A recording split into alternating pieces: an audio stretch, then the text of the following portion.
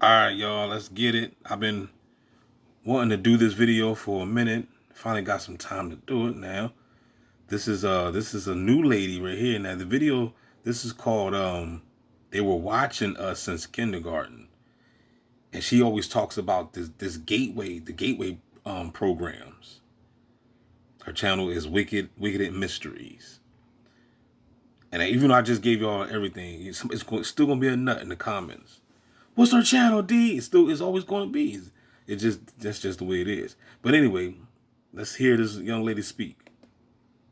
At first, these were just scattered memories, but now thousands of people are saying the exact same things: a pink liquid, a windowless room, and a gifted program that felt more like surveillance than school. Tonight, we dive even deeper into the GATE program. Stay tuned to learn all about the very bizarre history of public education, government overreach, and the confirmation that yes, you were actually chosen for a reason.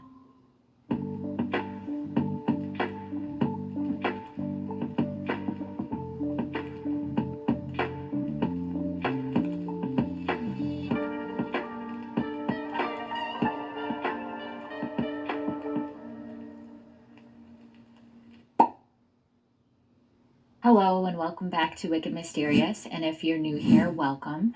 I'm your host, Danny, and I cover all types of mysteries from aliens to paranormal stories to unexplained phenomena. And before we get started, I just wanted to let you know that channel memberships are now open. As a member, you'll get access to old headphones look so familiar because they were used both in some of the strange gate testing and the gate hypnosis tapes, but they were also used just for regular hearing tests.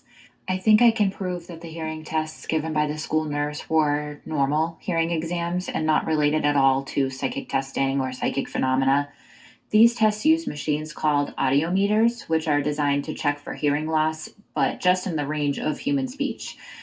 But those machines don't test anything below 250 hertz, and they don't test anything above 8,000 hertz, which means both infrared and ultrasonic sound are outside of the range of the tests that the school nurse would give.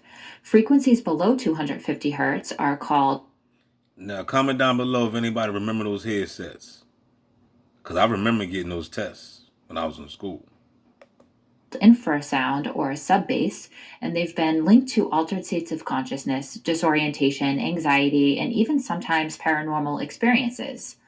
On the other side of the spectrum, extremely high frequency sounds, especially those above 20,000 hertz, can sometimes be heard by children but are mostly inaudible in adults. Some experimental studies have associated ultrasonic frequencies with heightened awareness, brain stimulation, and other non auditory perception. And these sounds are sometimes referenced in studies on brainwave entrainment and psi phenomena, especially where frequencies interact with the nervous system in ways that you can't really notice.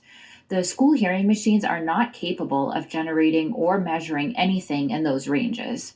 I'm not an expert in audio by any means, but in order to test anything below 250 hertz or above the 8,000 hertz mark, you would need a signal generator and high quality subwoofer headphones, and you'd also need a soundproof environment. These tones are also extremely hard to calibrate, but when I tried to disprove my own theory of all of our memories of a man in a suit coming to the school with a briefcase and headphones attached, I couldn't exactly disprove that. It's very possible that they were using some sort of portable sound testing equipment designed to emit and Now, I never experienced nothing like this. Now, I don't recall this, but they do it now without all those gadgets that you see on the child's head. They got biosensors now, so they don't need all that wire and shit. You see what I'm saying? They can go inside you and know all about your vital signs, your neurological signs, everything, all about you, what's going on inside, your DNA, your mitochondria, your Akashi records, all that. You know what I'm saying? Your brain frequency, everything, man. They got the look. They got the science. They trust me. They know. Okay, this hive mind is real. monitor reactions to certain frequencies that were beyond. So the whole time while we going to school, Matter of fact, what's that? It's called Generation V. It's on Prime. They didn't come out with another series yet, but I'm waiting on it. I seen the first series, but it was these people that had superpowers, and they was going to school. They came to find out that the school. They wasn't learning nothing from the school. The school was learning from them. And it's the same with y'all people, man. Y'all just ain't wake up to it yet. Somebody is waking up to it. Somebody is watching my video. I'm talking to somebody. I know it's gonna be a whole bunch of people. I'm not. There's a bunch of bots. I know. I understand that. There's gonna be some chosen ones. My tribe is there listening. You know what I'm saying? You are the one that they're experimenting on. The series called Generation V. It's on Prime Amazon. And that's what it was about.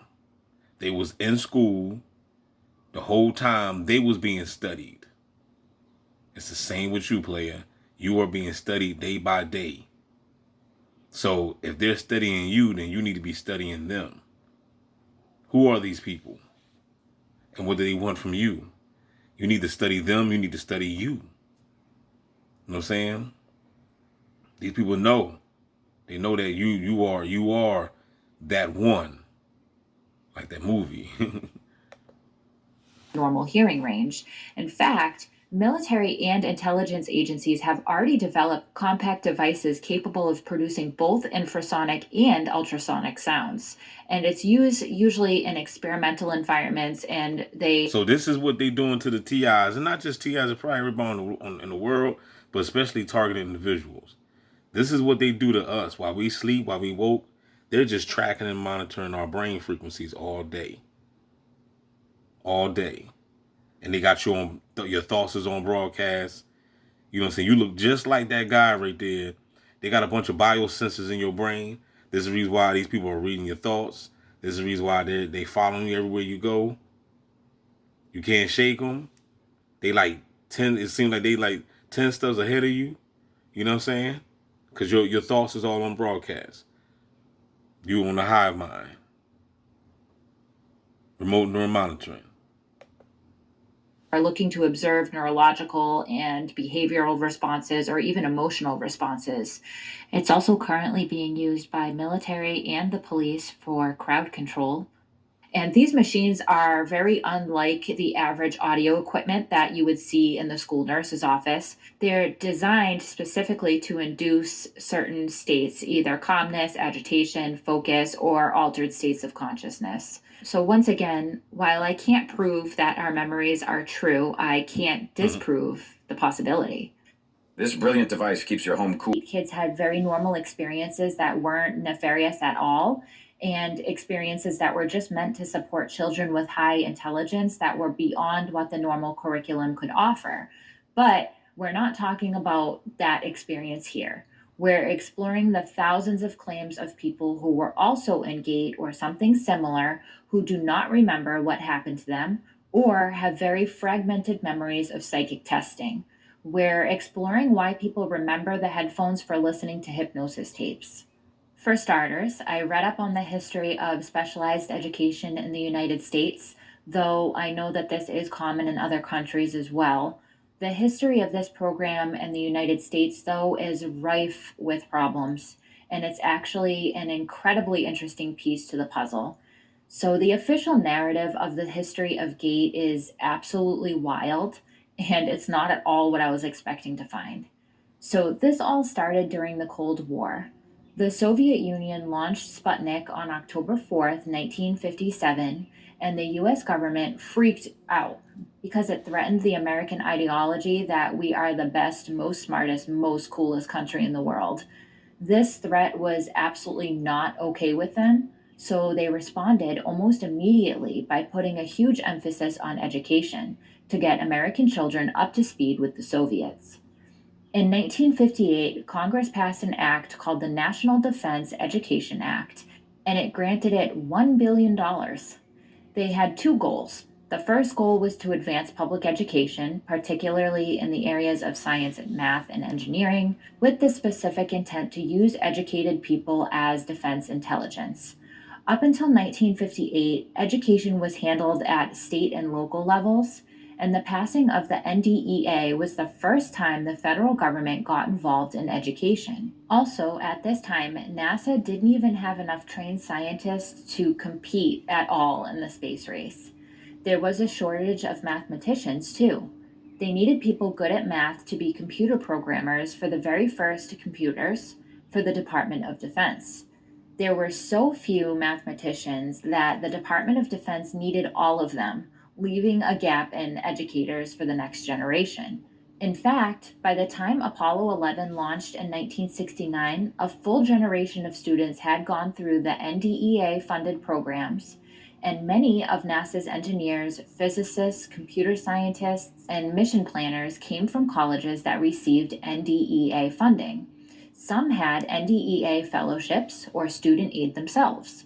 These weren't just random smart people, they were smart people who were identified, supported, and educated through Cold War era federal policy designed to win the space race. So, with NDEA funding, educators immediately began looking for children who were considered gifted and talented.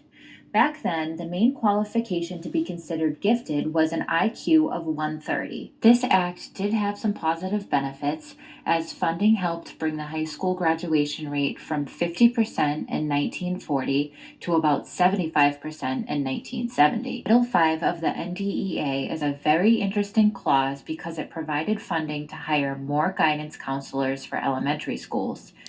These guidance counselors were specifically trained on identifying gifted students early on in their academic life. They were also taught how to give and interpret standardized tests, from IQ tests to tests on personality and interests. These tests were created under the Title V funding of the NDEA. The guidance counselor's role was to first identify and then flag and track gifted students for special programs. They not only tracked intellect, but they had training on emotional and behavioral assessments.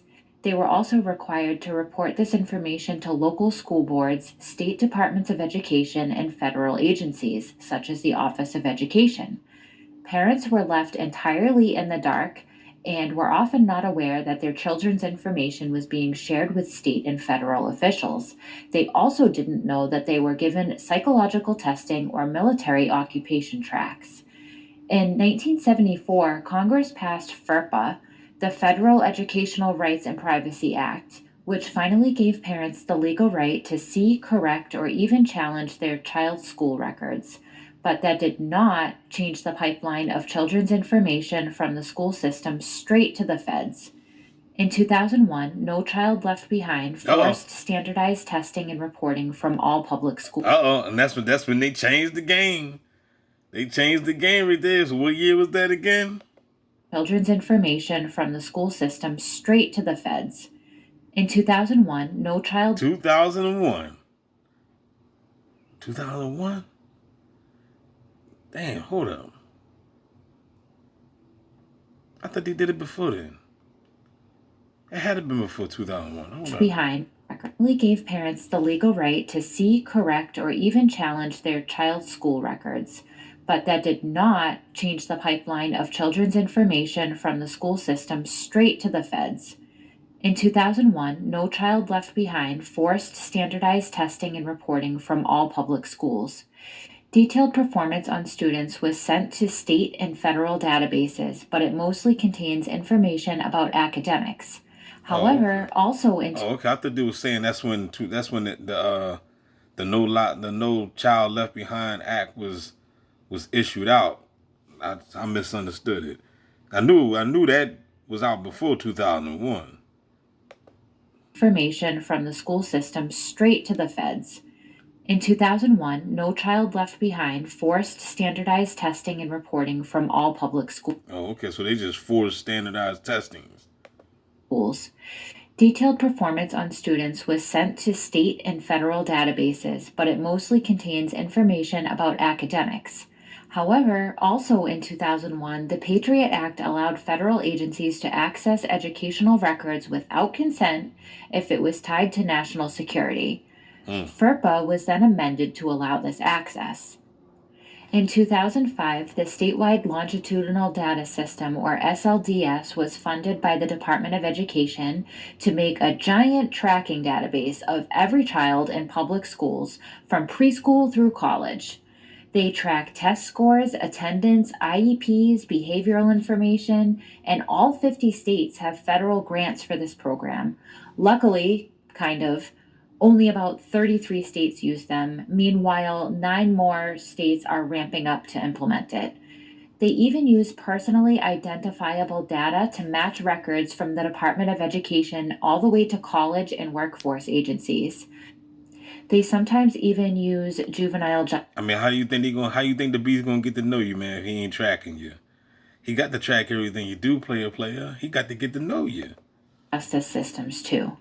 So while FERPA allowed families to access the information, where the information goes is still a huge problem. There's now a permanent record that follows you from childhood to career, and you have no say and you can't opt out. Parents They gotta find out, are you gonna be the Neo or a battery? So they gotta track you. We gotta find out who's this gentleman or this or you gonna be trending for the female, or you gonna be Trinity or battery. You know what I mean? That's what they looking for. They looking. It's all biblical, dog. Same with King Herod, right? He was looking for the Christ.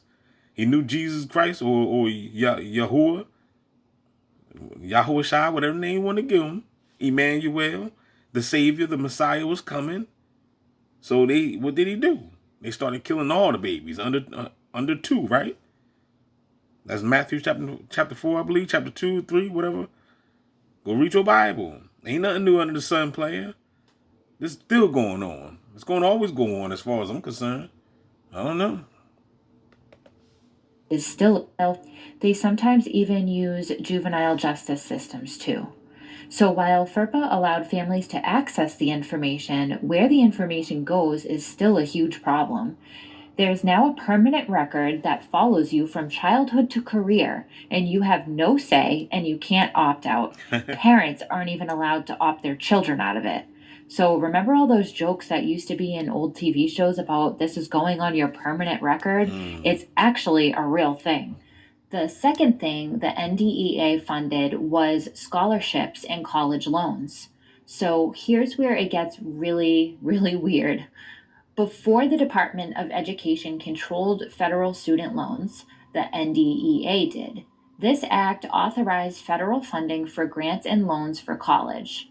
But the strange part is that Title 10, Section 1000F of the NDEA included a mandate that said all recipients of federal funding had to sign an oath that said, quote, do not believe in and are not a member of and do not support any organization that believes in or teaches the overthrow of the United States government by force or violence or by any illegal or unconstitutional methods.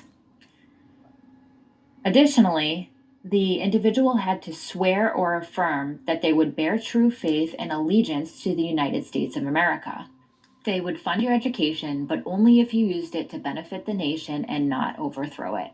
This, of course, led to many protests, including a protest from 152 colleges who said that this clause threatened academic freedom. Yale, Harvard, and Princeton all refused federal funding under NDEA. President John F. Kennedy then repealed this clause in 1962. So, what's curious about the NDEA's involvement with GATE and higher education is the Cold War paranoia that was gripping the country at the time. National defense wasn't just looking for talent, they were looking for obedience. Right. During the Cold War era, they weren't just looking for talent, they were looking for obedience. During the Cold War era, the United States suffered from what's referred to as Cold War paranoia. The fear wasn't about military conflict, it was about influence. The US believed that the Soviets were trying to spread communism, not just through the war, but through ideas. After World War II, the US and the Soviet Union became global superpowers with completely opposing ideologies. The US was a capitalistic democracy, and the USSR was communist authoritarianism. The federal government feared that if Americans started questioning authority, capitalism, or the US system itself, they could be subverted from within. Subversion refers to shaking of the core beliefs of the nation. So stick with me because this does tie into all of our experiences. The enemy wasn't just the Soviet Union, it was American minds being infiltrated by these different ideas. Mm-hmm. And they were partially right. The Soviet Union policy did involve trying to win hearts and minds, especially in newly developing nations like the United States, student movements, and intellectual circles. The fear was that a mind capable of innovation was also capable of subversion.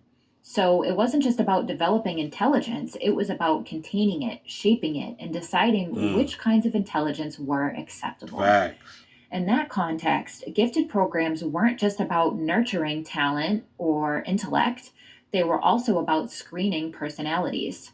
Who were the rule followers? Who conformed? Who questioned authority? During the Cold War, especially from the 1950s through the 70s, the US government and the school boards became deeply concerned about what children were being taught. The goal wasn't just education, it was indoctrination into American values, which were capitalism is good, communism is evil, and questioning authority is suspicious.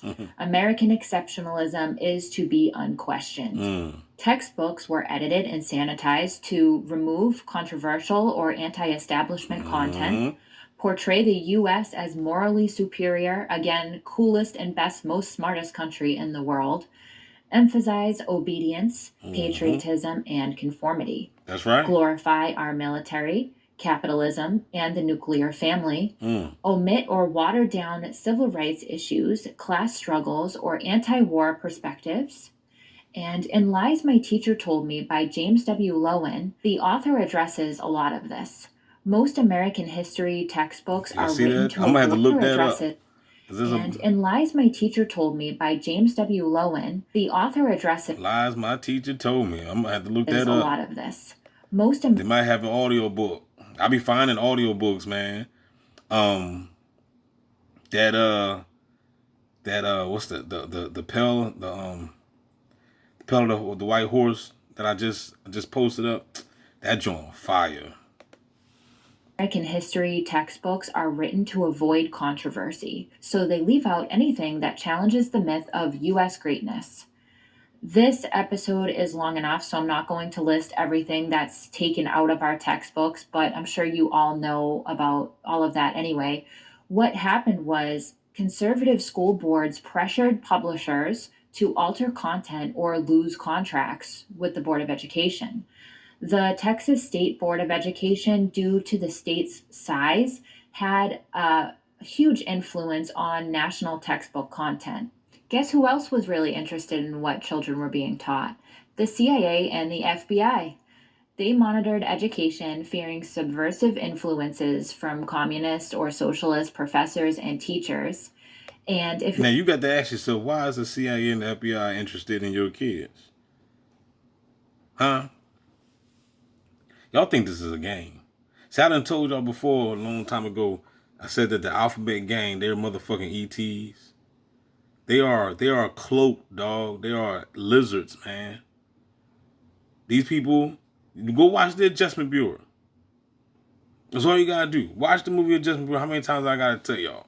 The movie Adjustment Bureau shows you in the whole damn movie that they were dealing with other beings that was manipulated and controlling shit in this realm. And it's not just Adjustment Bureau. It's many other movies. Many other movies, man. That's just one. That's just one of them of many. size had a huge influence on national textbook content. Guess who else was really interested in what children were being taught? The CIA and the FBI. They monitored education, fearing subversive influences from communist or socialist professors and teachers. And if you remember back in the first episode, we talked about the SRA reading cards that a lot of us remember as being part of the GATE program or GATE testing.